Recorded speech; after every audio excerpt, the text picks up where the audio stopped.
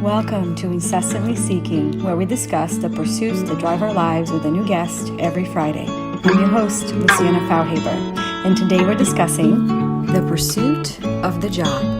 Hi, everyone. Welcome to another episode of Incessantly Seeking. Today, we're here with Dan Feuerriegel, which is a friend and a lovely actor. We worked together on a short film that I wrote and produced and directed called December. Did a fantastic job. It's on my Instagram if you're curious and take a look at it. However, Dan has a prolific actor career. He was one of the hunks in Spartacus, which is definitely a favorite. I recommend it. And now he's welcomed into the soap opera world, gracing his presence with Days of Our Lives. So if that's a show that you love, please make sure that you check him out over there. Today we are talking about what pursuits that drives our lives. And, Dan, I really want to hear what that's for you. As actors, I think we're always chasing that next gig, the next opportunity. But what does that mean? Why is that important to you? Well, I think with a lot of people, it's when you're pursuing your dream, it kind of feels like getting the next job becomes part of your identity and it becomes your purpose. And it's a very fine line that you skim with that because it could have like it could have dire consequences if you're not getting the jobs, then you start to take that personally. That's definitely something that we were just chatting before we recorded this, like the last time we spoke, that I was in a bit of a rut and I was scared, wondering when I was going to get the next job. It's the same with, I think, 99% of the actors in this industry. And it really is a difficult thing when you pin like a physical job on your state of being, like your well-being and all that sort of stuff. And so what drives me is the love of it. Now, it hasn't been like that all the time. Definitely in the beginning, it was absolute love. It was excitement. I could see myself doing it. I had so much fun doing it. It was just, you get to be a kid on stage or in front of the camera, and it was just a phenomenal feeling, as this kind of sense of freedom. And then you get into the business world of it, and that's what can slowly erode your self-esteem and your purpose. And so the thing that I need to find now is the drive is the love of the game, a love of the performance, and the love of being on set. Like I was on set yesterday for days, and I was just sitting there kind of going, this is just so much fun. Like it doesn't feel like work.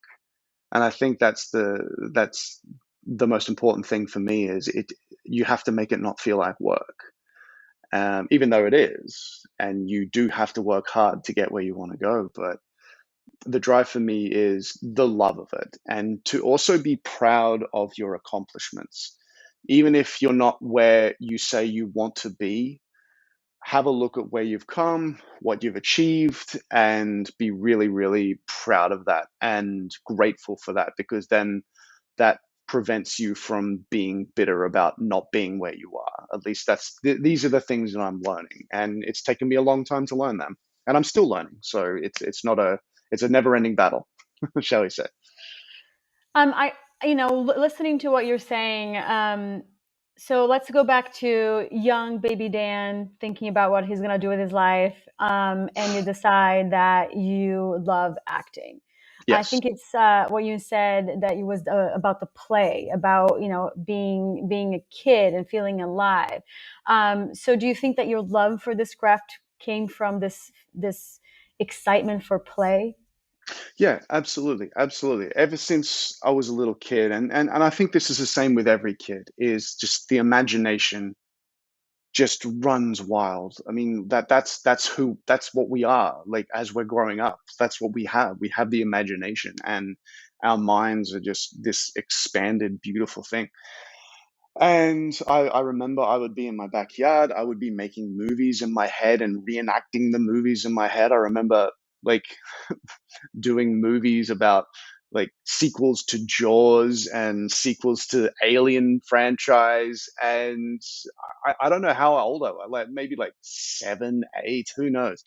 But that was, I just absolutely loved it. I did a play in grade 7. Um, it was a Villanova College, an all boys school, and we did a musical called Monsters.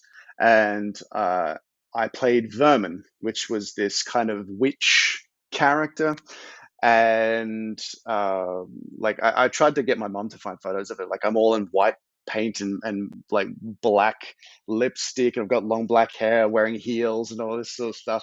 And I was a really good singer back then as well, and I loved it. It was just so much fun playing. But the, I got my first taste of a little bit of, that kind of competition where I didn't get the lead, but and I was a bit like, but then you just enjoy it anyway for the process. And so I found myself, when I got into high school, that kind of got pushed to the side because I was playing sports, and it was like and the arts wasn't necessarily cool, and it was an all boys school. So it was all this kind of, be tough and be manly and everything like that, and be friends.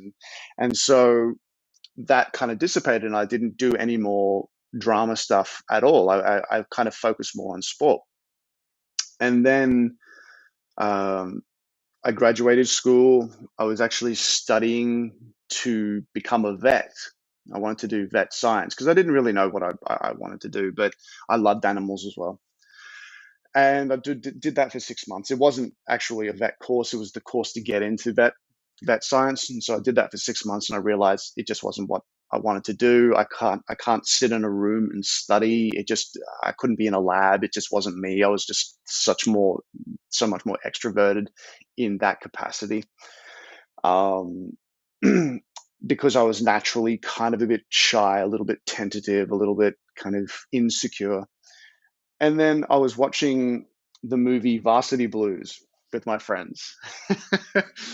And there's a sequence where, they're like at the end when they're playing football, and John Voight's no longer watching them, the coach, and it's all about them. And Foo Fighters' My Hero comes on, and I just got all these goosebumps, and it just kind of felt like the and I had all these images of, oh my God, I would love to be in this film and just doing what they're doing, and just watching it and being proud of myself, and my family being proud of myself. And I was like, that's it. The magic came back again. And I was like, that's what I want to do. And I auditioned, or I thought about auditioning for the acting school in Brisbane at QUT, the creative arts industry there. My friend, who was also an actor, was like, "Oh, dude, you can go for it, but you probably won't get in. They only pick like 12 people." I was like, "Oh, okay." And we ended up both auditioning for it. And I just had this beautiful, I guess, naivety, but also this confidence. Like, I was 17 years old. I started to feel more comfortable in my skin, and a bit more confident with the way I looked, and I was working out. And so there was all that was coming into play. And I got through. I had this confidence and just got through. I remember my first time I got the monologues that we had to do. I was just in the mirror. I was working out every scene and every line that okay, I'll do this, and at this point I'll do this. And it was very, very, um, very, very planned, which isn't necessarily how we kind of go about it now. But that's what I did, because I knew nothing about it. And I got all the way through. I got in, and kind of the rest is history. And it wasn't until I got until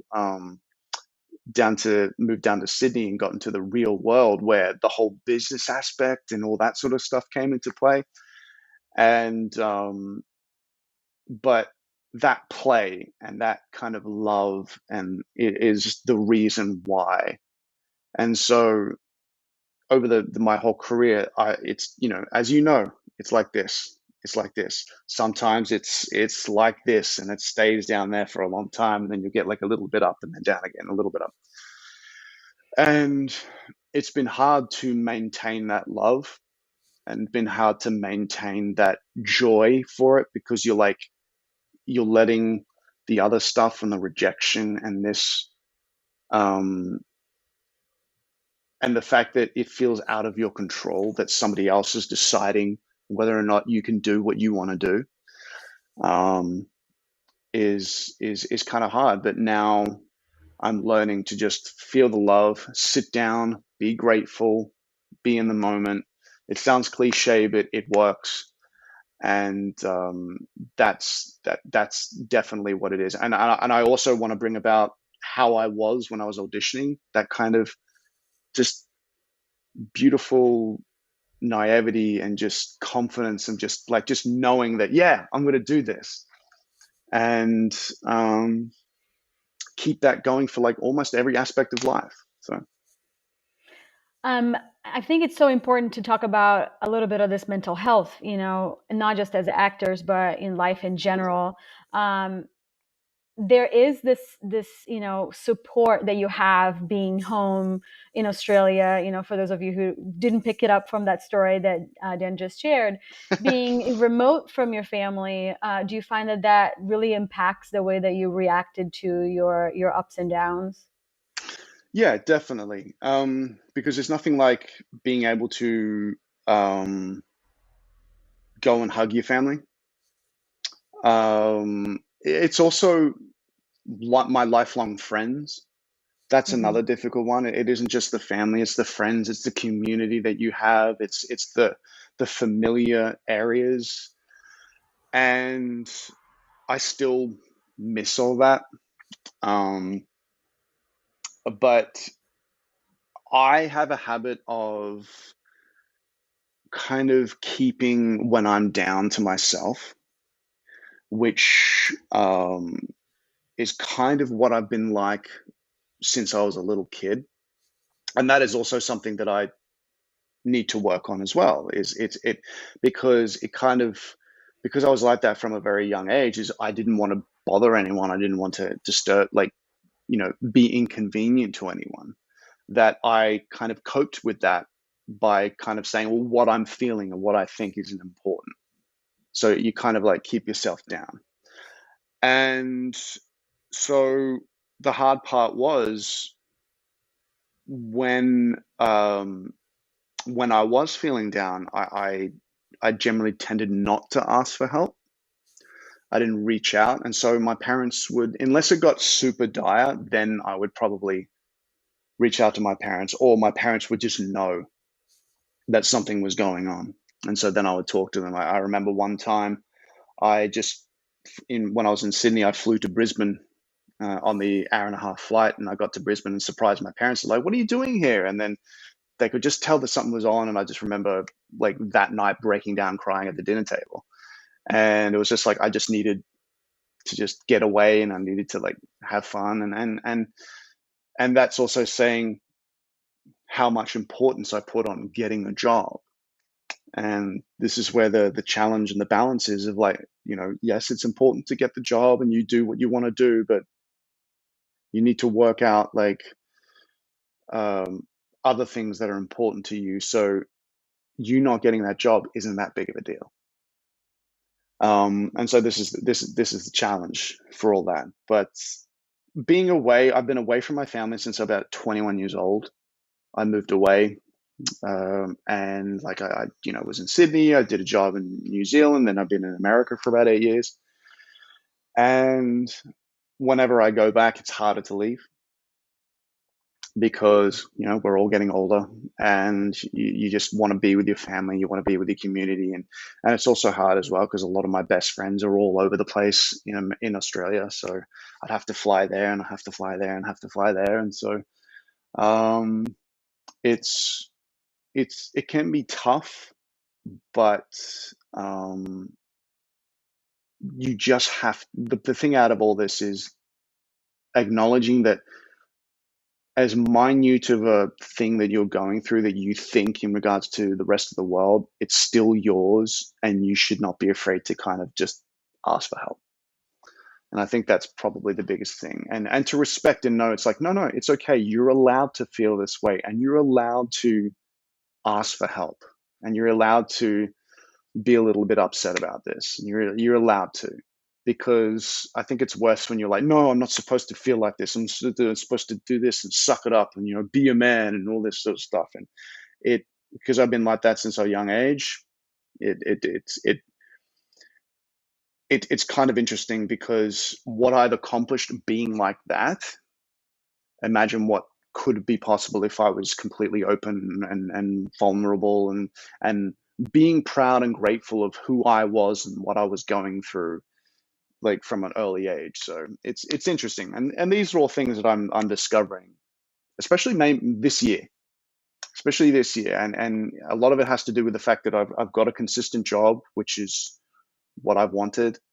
And then once you've got that and that challenge is over for the time being, you're like, okay, and then you're with yourself and you realize there's all these things you've neglected for the longest time, because the whole time, the whole 8 years, the whole 20 years you've been doing this, you've been trying to get the job, you're trying to get this job, trying to get this job, trying to get to this place, trying to get this place. You get this job. Okay, now I want to get this job.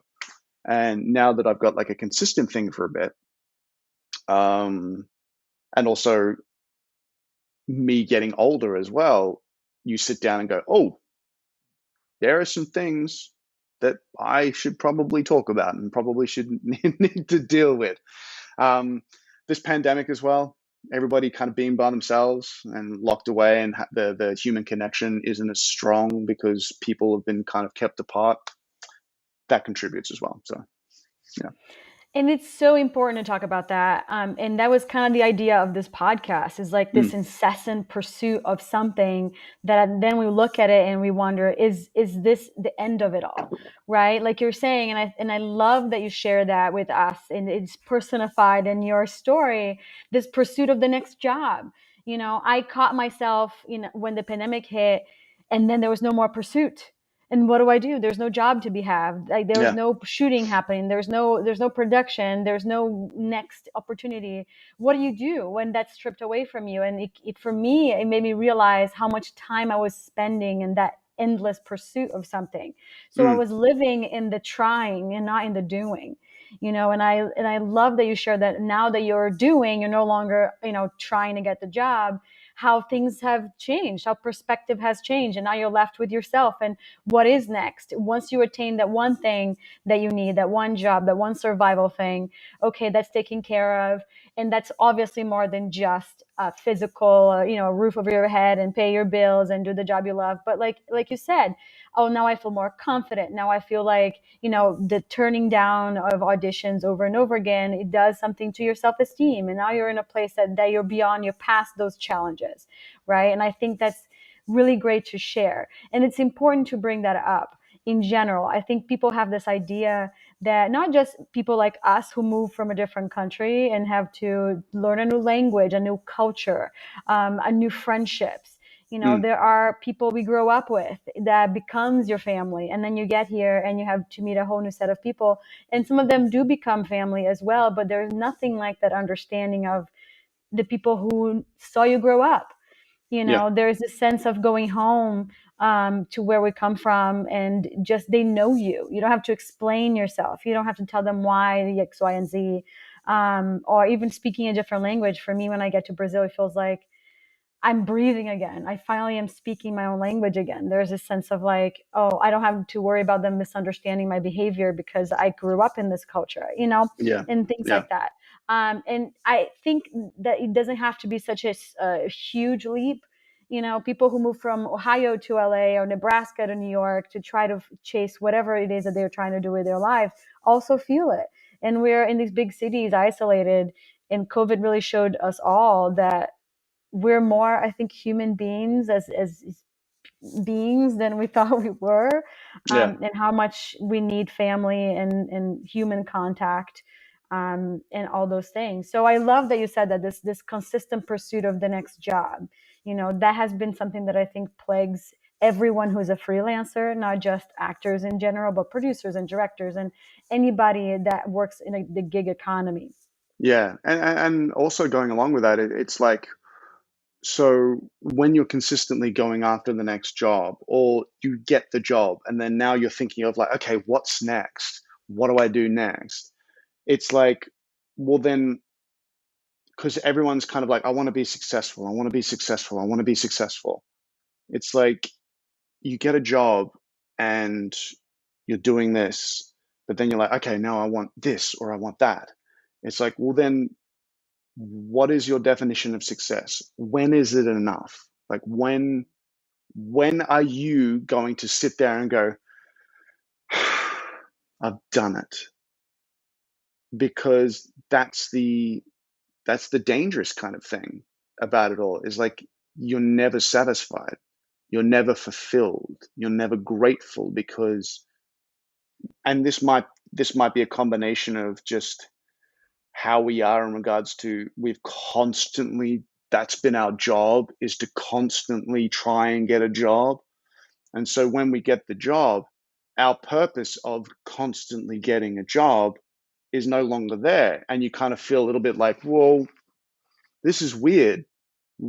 My purpose for 10 years of trying to get to this place is no longer there. Oh, no, I'm supposed to be continuing to do this. And so it kind of makes you go, you'll never be satisfied.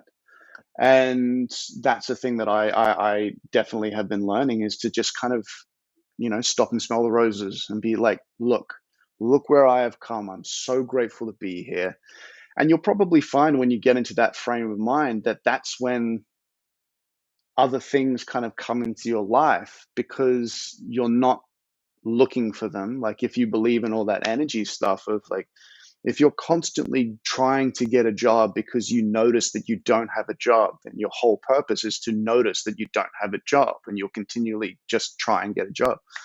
But if you notice and be grateful that you have a job, then the universe is like, well, that's what you want. And so you'll constantly have a job, if you like to go down the metaphysical and all that sort of stuff. But that's what I've been, is to just stop, be grateful, be happy.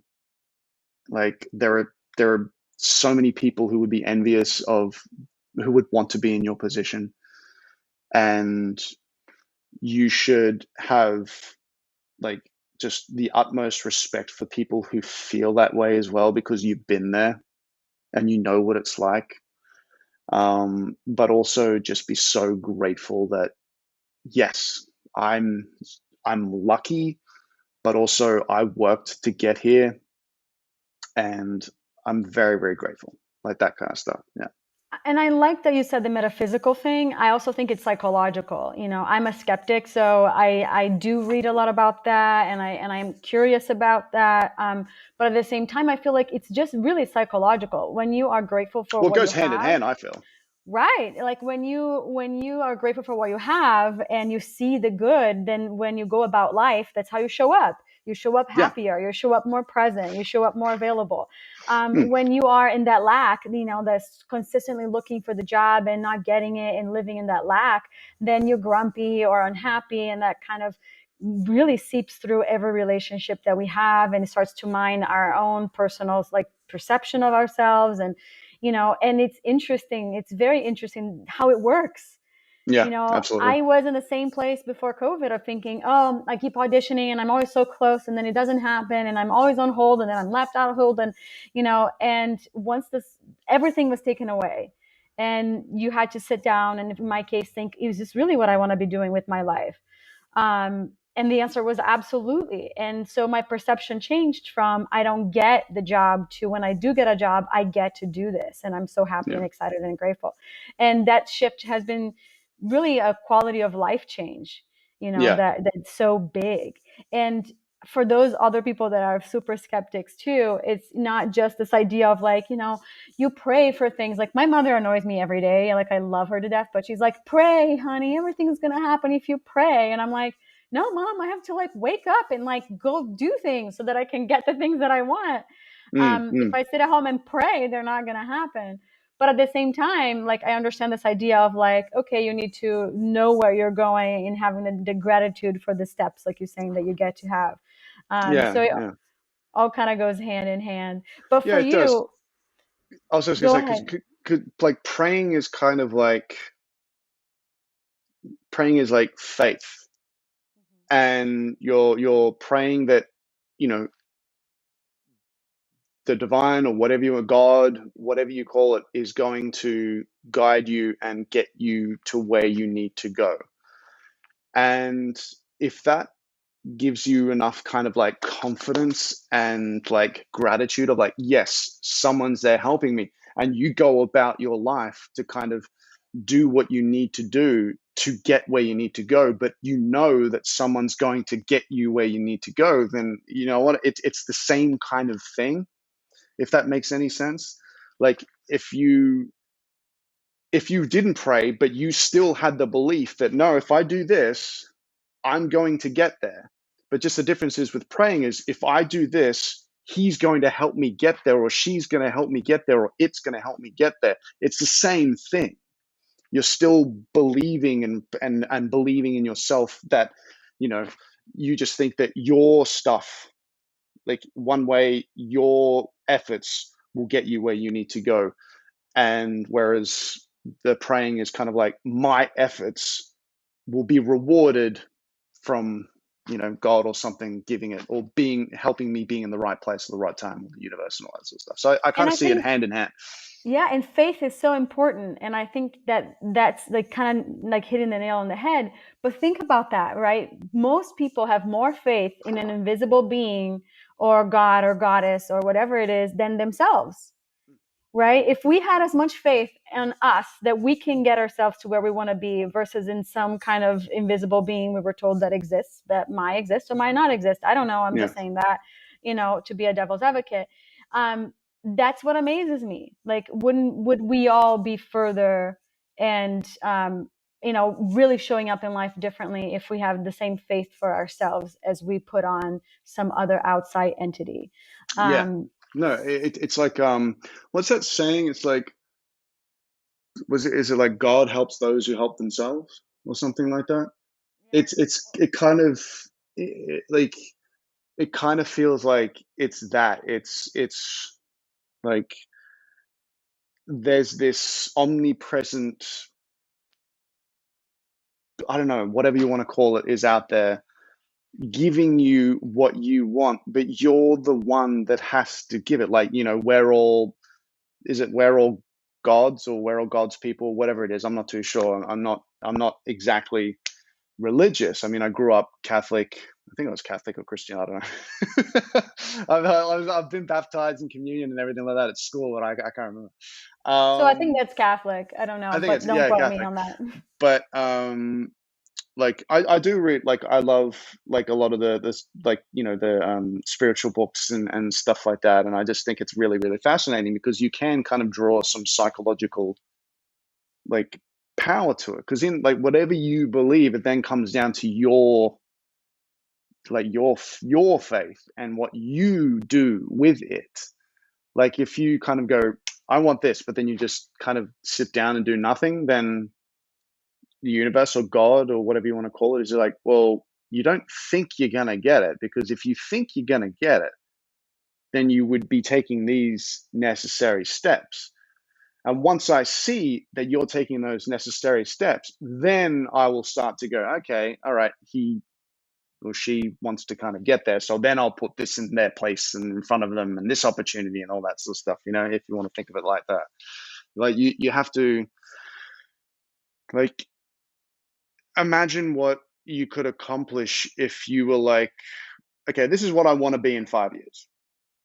And you just knew in from the bottom of your heart, there was no doubt whatsoever that you were going to get there. You just had to start and do it. Then you would kind of like you would take the hits because you just knew that you had to take those hits to kind of get there. And that's where I think the power of faith, whether or not it in being faith in God or just faith in yourself, comes in. It's just like, no, I'm going to get there. I just like I don't know how I'm going to get there, but I know I'm going to get there. So I'm just going to enjoy the ride, and that's the challenge. That is a challenge, but that's also the gift. Yes, So yes, now that we are, right? We're talking yes. about when is enough jobs? When are we done Mm. chasing the next job? So what is that for you? Oh, oh my God. Um, like this question's been posed to me before. I mean, I have my like bucket list. Like I want to work for Spielberg. That's something that I want to do. I've wanted to work for him ever since I was a kid. Jaws was one of my first favorite films ever, and regardless of like what people think, I love everything he does. Um, like I think I think now for me it's like ticking off things rather than like I've done it. I can stop because I'm not going to stop. I think as like it's the I think it's a positive of you because we're growing as human beings. If you believe in the universe expanding, we're just constantly like wanting to achieve. You look at a kid, you look at a little child, you see the things that the baby does to get where it needs to go. Like it learns how to do this and this and this and this and this, and little kids are growing this and they just do this and they learn this and they learn how to this and they learn how to whistle and they do all this sort of stuff. They're constantly growing and getting bigger and expanding and learning. And so I think um, like a constant pursuit of like doing things is it can be a positive as well. So if I, you know, when I work for Spielberg, that's not necessarily. I'm not going to be like, okay, I'm done. It'll just be like, all right, I've done that. That's awesome. Let's do something else fun. Let's do something else fun. Do something else fun. I think it's the joy and the fun that you need to start having. It's like, okay, I've done this. All right, let's do this. Let's make this. Let's make a podcast. Let's do this. Let's do this. And it's this just fun, creative kind of thing. I think that's the purpose is to just constantly expand on the things that you love.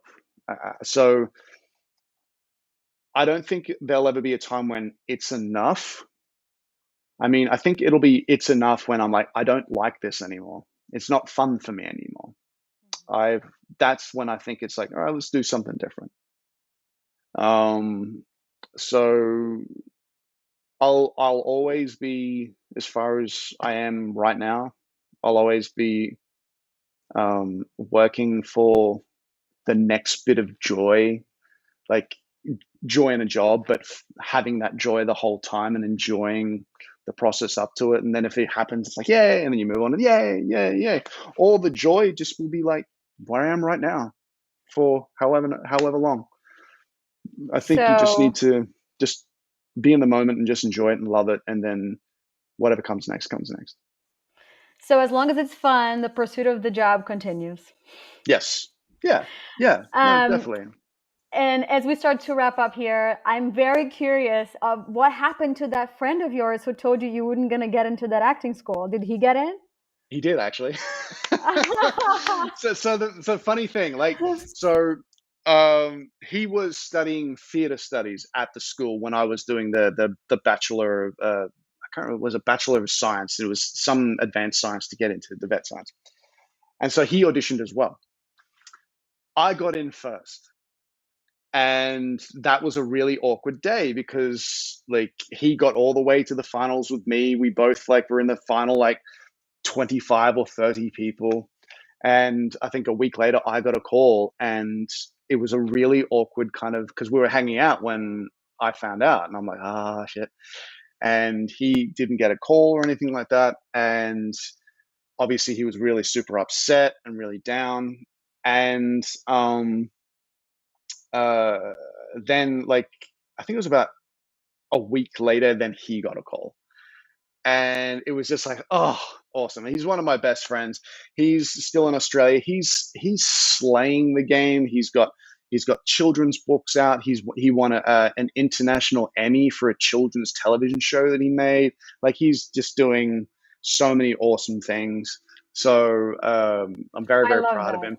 Yeah, I yeah. love hearing Uh, that story. I love that. yeah, if you want to go, if you like kids shows, try. It's Australian. It's called Hardball. It's about handball. You know, like handball, the tennis ball. Um, and so definitely go check that out. And yeah, it's just been a lot of fun, and we've been through a lot together and all that sort of stuff. So yeah. I love that. And while we're here, tell us where we can find you, or where our audience can follow you. Obviously on Days of Our Lives, but in real life Yes, as well, for more yes. inspiration. Days of Our Lives, I believe, is on at 1 o'clock on NBC. It's not on the moment because of the Olympics. It's on Peacock on demand. In Australia, I believe it's Fox Go or on Fox Demand all the time, and then all around the world. You can find me on Instagram at the Dan Feuerriegel. Let's see, Twitter is I think at DG Feuerriegel. And Facebook is Dan Feuerriegel. So that's where you can find me. There you go. Thank you so Yeah. much for joining us today, Thank you, discussing the Luce. pursuit of the job. I think that's so important. We covered a lot. We covered religion. We covered faith. We covered hope. We covered depression. We covered so much. And I really appreciate your time. I know you're super busy these days. No, thank you for having me on. It's been a pleasure. Bringing forward an understanding of who Latinas are and how to bring us together in ways that matter to us. At the same time, I will never say that we are equal, because we're not.